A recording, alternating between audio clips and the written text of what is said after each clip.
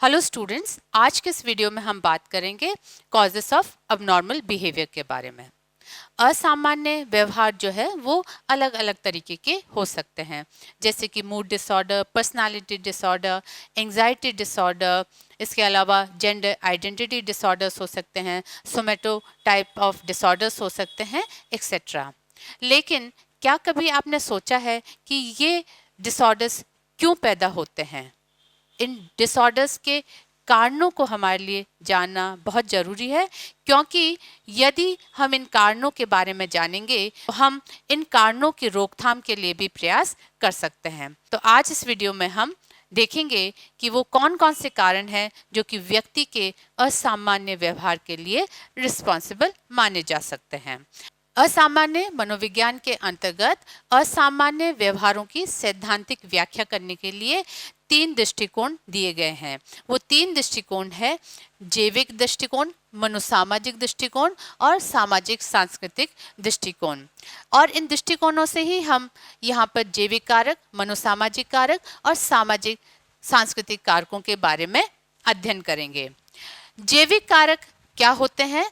जैविक कारक का मतलब ये होता है कि वे कारक जो कि व्यक्ति के अंदर जन्म या जन्म से पहले से ही प्रत्यक्ष या अप्रत्यक्ष रूप में मौजूद होते हैं और बाद में ये व्यक्ति के अंदर असामान्य व्यवहार उत्पन्न करने में मदद करते हैं। क्योंकि जैविक कारक जो हैं वो व्यक्ति के सामान्य और असामान्य दोनों तरह के व्यवहारों को प्रभावित करते हैं। अतः यहाँ पर हमें इन जैविक कारकों का अध्ययन करना बहुत जरूरी है। इनमें पहला कारक है आनुवांशिक दोष, शरीर गठनात्मक कारक, जैविक रासायनिक कारक, मस्तिष्क के दुष्क्रिया, शारीरिक तनाव कारक।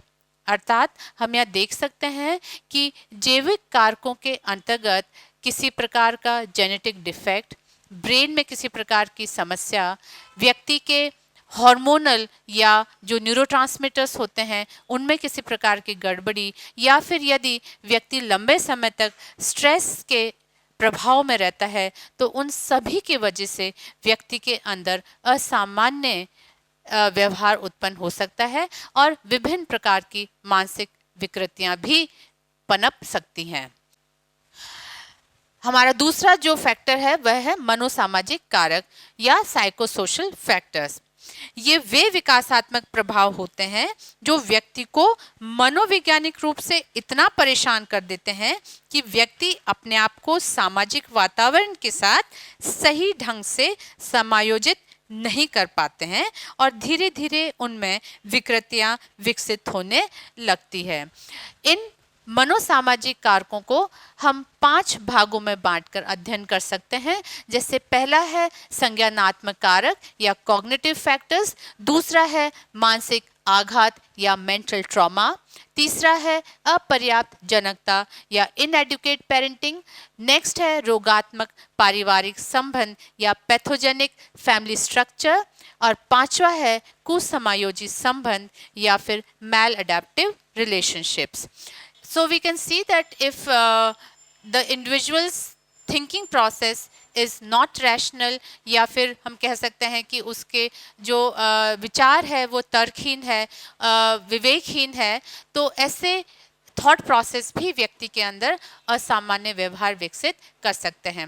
दूसरा कि यदि किसी व्यक्ति के द्वारा अपने बाल्यावस्था में किसी प्रकार का ट्रॉमा सहन किया हुआ होता है, जैसे कि उसके माँ बाप की मृत्यु हो जाए, तो ये व्यक्ति के अंदर आगे चलकर बहुत सारी इमोशनल प्रॉब्लम्स क्रिएट कर सकता है।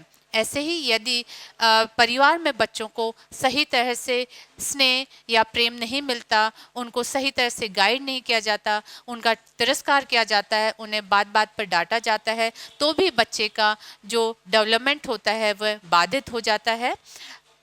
इसके साथ ही हम देख सकते हैं कि यदि बच्चे अपने पीयर्स या अपने रिश्तेदारों से सही तरह से पेश नहीं आते, उनके साथ अच्छे उनके रिश्ते नहीं बनते हैं, तो उसकी वजह से भी बच्चे के अंदर बहुत सारी इमोशनल प्रॉब्लम्स हो सकती है। इस मनोसामाजिक कारक को हम डिटेल में दूसरे लेक्चर में या दूसरे वीडियो में पढ़ेंगे। आगे जो हमारा फैक्टर है वह है सामाजिक सांस्कृतिक कारक या फिर सोशियो कल्चरल फैक्टर्स.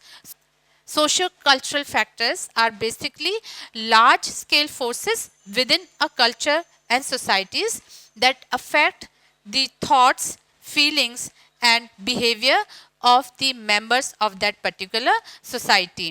जैसा कि हम जानते हैं कि जो अलग अलग सोसाइटीज़ या कल्चर्स होते हैं उनके अपने नॉर्म्स होते हैं. Norms are basically unwritten informal rules that governs the individual's behaviour. इन सामाजिक सांस्कृतिक कारकों को हम 5 भागों में बांटकर अध्ययन कर सकते हैं.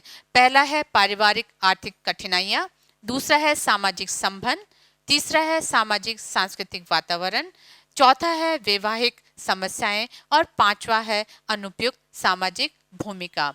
अतः ये जो सोशियो कल्चरल फैक्टर्स हैं ये भी व्यक्ति के अंदर असामान्य व्यवहार उत्पन्न करने में बहुत अहम भूमिका निभाते हैं. इस फैक्टर को भी हम डिटेल में अगले वाले वीडियो में देखेंगे.